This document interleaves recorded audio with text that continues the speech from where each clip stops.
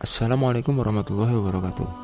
Peristiwa Isra Mi'raj merupakan peristiwa agung yang penting dalam kehidupan Nabi Muhammad SAW. Saat itu Nabi ditemani dengan malaikat Jibril mengalami perjalanan dari Mekah sampai ke Baitul Maqdis. Dan pada peristiwa Isra Mi'raj ini, Nabi bertemu dengan Allah Subhanahu wa Ta'ala dan mendapatkan perintah dari Sang Pencipta untuk menjalankan sholat 5 waktu setiap harinya. Ketika perjalanan mulia tersebut, Nabi mengendarai hewan bersayap serta berukuran besar, badannya bahkan melebihi keledai berwarna putih dan panjang. Hewan ini disebut buruk dan satu langkahnya mampu menempuh jarak amat jauh dalam sekejap sampai sejuta mata memandang. Dan dalam perjalanan ini Nabi Muhammad melewati 7 tingkat langit, kemudian bertemu para penghuninya di setiap tingkatan langit.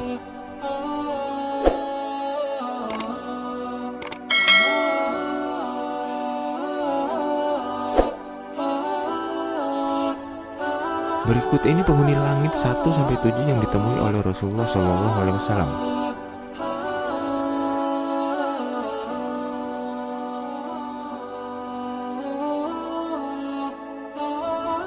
Di tingkat pertama ini Nabi bertemu dengan wali Allah Subhanahu wa Ta'ala dan manusia yang pertama kali diciptakan di bumi, yaitu Nabi Adam alaihissalam. Di pertemuan ini Nabi Adam alaihissalam membekali Rasul dengan doa agar setiap urusan dialami oleh Nabi akan selalu diberi kebaikan.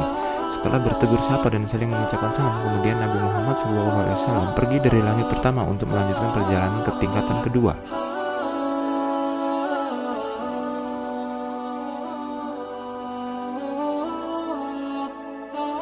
Pada tingkatan kedua ini Rasulullah SAW bertemu Nabi Yahya alaihissalam serta Nabi Isa alaihissalam, dan mereka juga saling bertegur sapa dan mengucapkan salam sama seperti di langit pertama. Kedua Nabi pendahulu Rasulullah SAW ini juga membekali doa kebaikan kepada Nabi Muhammad sebelum beliau melanjutkan perjalanannya ke tingkat langit ketiga.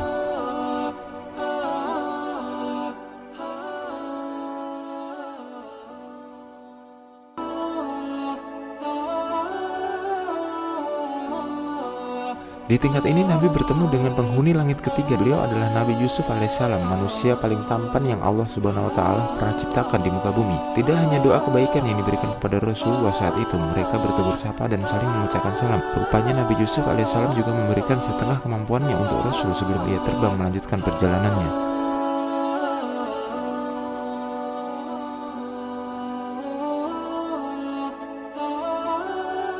Penghuni langit keempat adalah Nabi Idris alaihissalam yang pernah berdakwah di Mesir kepada Bani Khalil, serta manusia pertama yang mengenal tulisan. Dan sama seperti tingkat sebelumnya, mereka saling bertegur sapa dan Nabi Idris memberikan doa agar segala urusan yang dilakukan oleh Rasul diberikan kebaikan.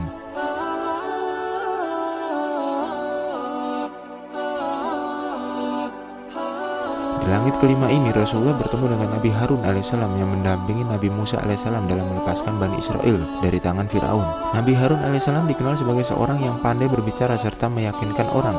Saat mereka bertegur sapa, Nabi Harun alaihissalam mendoakan Rasulullah SAW agar tiap urusan yang dilakukan mendapatkan kebaikan.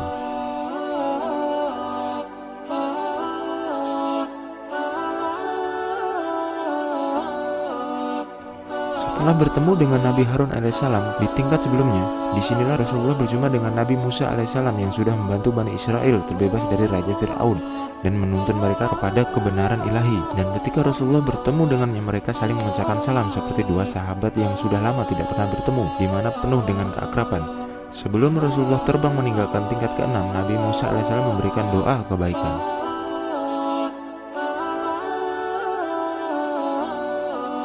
Disinilah Rasulullah SAW bertemu dengan Nabi Ibrahim alaihissalam, sahabat Allah Subhanahu wa Ta'ala sekaligus bapak para nabi.